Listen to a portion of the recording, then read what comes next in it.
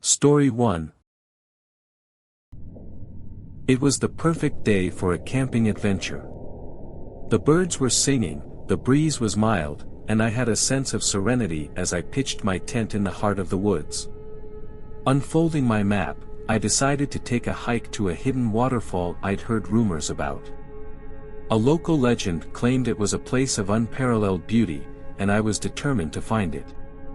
As I ventured deeper into the forest, the trail grew more and more obscure. Thorny branches clawed at my legs, and I stumbled over roots hidden beneath a carpet of fallen leaves. I began to have doubts, but my determination to find the waterfall drove me forward. Finally, I found it, the hidden waterfall. I couldn't help but gasp at the sheer beauty of the place. The waterfall plunged into a pool of crystal-clear water, surrounded by lush vegetation. But as I approached, I saw something that sent a chill down my spine, strange markings on the rocks around the pool, like an ancient language. I was so entranced by the beauty of the place that I didn't notice the rustling in the bushes behind me until it was too late. I turned to see a group of locals in tattered clothes and eerie masks, their eyes fixed on me. I tried to back away, but they closed in, blocking my escape. Their leader, a tall, imposing figure, raised a gnarled staff adorned with feathers and bones. He spoke in a guttural, unknown language, and my heart raced as I realized I was in a precarious situation. Just as things seemed hopeless, a spine-tingling howl pierced the air, followed by a cacophony of growls and rustling leaves. Wolves, I thought, as I braced for an even worse fate. But to my astonishment, a group of large dogs charged into the clearing, barking and snarling. They attacked the masked locals, forcing them to flee into the forest, leaving me stunned but unharmed. The dogs retreated into the woods as quickly as they had appeared, leaving me shaken but relieved. As I examined the markings on the rocks more closely, I realized they were not just an ancient language, they were a warning. The waterfall wasn't a place of beauty, but a place of danger. I had narrowly escaped a fate I couldn't even comprehend. As the sun dipped below the horizon, the once beautiful waterfall took on an eerie, menacing aura. I hastily packed my belongings and began the treacherous journey back through the now darkened forest. The woods, once serene, seemed to come alive with mysterious sounds and whispers, making my heart race. When I finally emerged from the woods, I realized that the locals, the dogs, and the waterfall were all part of a mystery I was never meant to solve. I had barely escaped with my life, and as I drove away, I couldn't shake the feeling that I'd brushed against the supernatural.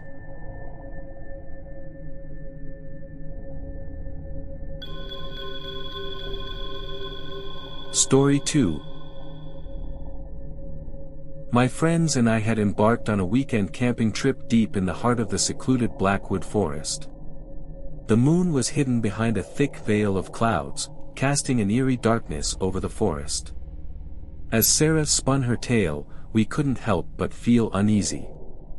She told us about the enigmatic stranger of Blackwood, a mysterious figure said to haunt these very woods, watching and waiting. As Sarah's tale continued, a chill ran down my spine. She described how the stranger was known to stalk groups of campers, lurking just out of sight. We laughed it off as just another campfire story, but the rustling in the bushes seemed to echo the ominous presence she described. We dismissed it as wildlife, yet an uneasy tension settled in the air. Lying in my tent, I tried to shake off the unsettling feeling from Sarah's story. But then, I heard it, a faint whisper, just outside. My heart pounded as I unzipped the tent to investigate, only to find an empty, moonlit forest. Anxiety gnawed at me, and I couldn't shake the feeling that someone was watching. The next morning, there was a collective sigh of relief, and we decided to go hiking. Our friend, Mark, was unusually quiet. He kept glancing over his shoulder, as if expecting to see the stranger. As we ventured deeper into the woods, Mark suddenly froze and then disappeared into thin air, leaving only a chilling echo of his terrified scream. We called for Mark, our voices echoing through the trees, but there was no response. Panic set in as we scoured the forest, searching for any sign of our missing friend.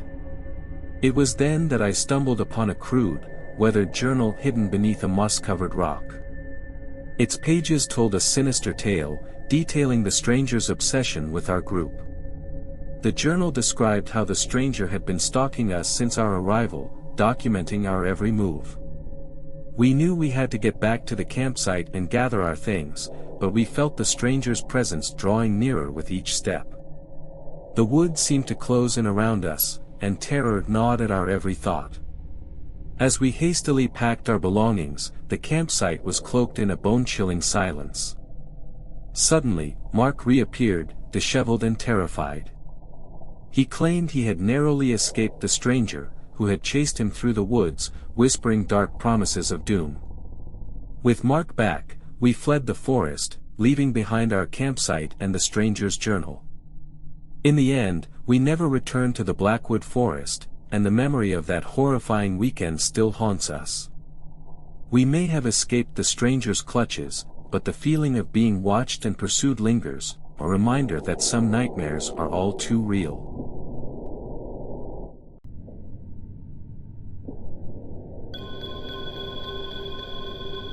Story 3. I decided to embark on a solo camping adventure, eager for the solitude and the chance to prove my self-sufficiency. I found the perfect spot deep within the woods, a serene clearing bordered by ancient trees. The isolation was palpable, but it was precisely what I had sought.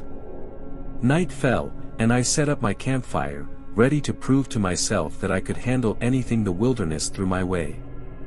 The darkness closed in, and the eerie silence of the forest settled around me, punctuated only by the occasional rustle of leaves. I tried to cheer myself up with songs and tall tales, but a nagging feeling of unease crept over me. The fire cast eerie, shifting shadows on the trees, and the stillness was almost oppressive. I tried to laugh it off, attributing my unease to the eerie setting and my overactive imagination. That's when I heard it, a faint rustling in the bushes. I grabbed my flashlight and scanned the area, expecting to find a curious animal or maybe just a trick of the wind. But to my horror, I saw a pair of glowing eyes staring back at me from the darkness. I froze, my heart pounding. The eyes were followed by a low, guttural growl. The creature stepped into the light, and I could see it clearly, an oversized raccoon, its fur matted and dirty. It must have been the king of all raccoons, or at least it thought it was. I attempted to scare it away, clapping my hands and shouting, but the raccoon stood its ground. It seemed to be mocking me, chittering and hissing as if it were taunting my efforts. Frustrated and slightly unnerved, I retreated to my tent, hoping it would give up and go away. Inside my tent, I tried to calm myself, telling myself that I was overreacting to a mere raccoon. But the growls and scratching outside persisted, growing more and more unsettling. It was as if the raccoon had called for backup, and the forest had responded. As the night wore on, I could hear the sounds of an entire raccoon army, scratching and clawing at my tent, intent on tormenting me. My sense of humor had long since vanished, replaced by a growing sense of dread. But then came a sudden burst of laughter from outside my tent. It was unmistakably human, and it sent a chill down my spine. I unzipped the tent cautiously and peeked out, only to find a group of friends, doubled over with laughter, wearing raccoon masks and holding flashlights. They had orchestrated this elaborate prank, lured by my insistence on solo camping and my penchant for telling wild tales. I was simultaneously relieved and annoyed, but I couldn't deny that they had succeeded in giving me the fright of my life. I joined in the laughter, but the horror was far from over. From the shadows emerged a very real, very irate raccoon. It seemed to take the prank personally, and it was out for revenge. Chaos erupted as we all scrambled to get away from the furious creature. The raccoon chased us, and in our panic, we stumbled through the woods in all directions, our laughter now replaced with terrified screams. I eventually found my way back to my campsite, but my friends were scattered, still being pursued by the vengeful raccoon. So, there I sat, alone in the dark, torn between relief, laughter, and the lingering dread that the raccoon's revenge might not be over just yet.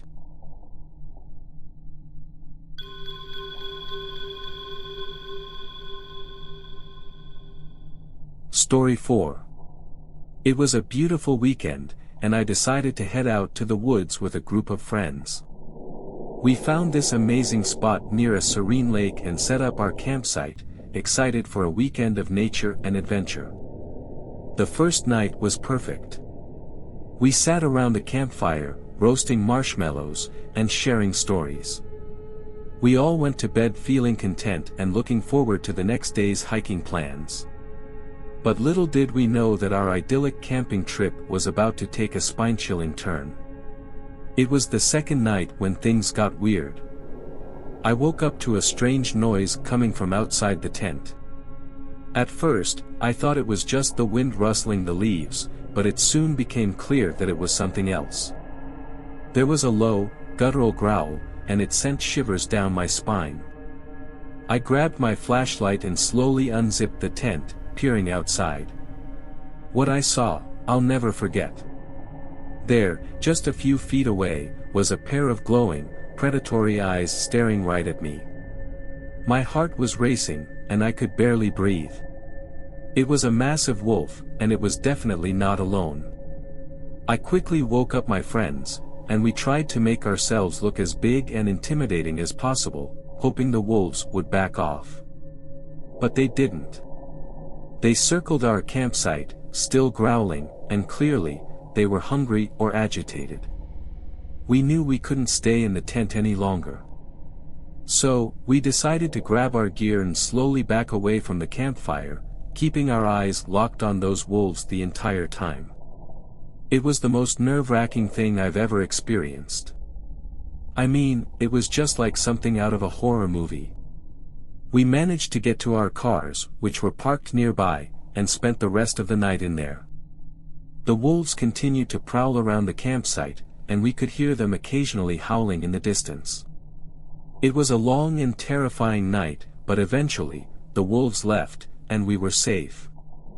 The next morning, we returned to the campsite to find it in complete disarray. Our food supplies had been ravaged, and it was clear that the wolves had been searching for an easy meal. We packed up and left in a hurry, vowing never to camp in that area again. I can't explain why those wolves were so aggressive, but it was a chilling experience.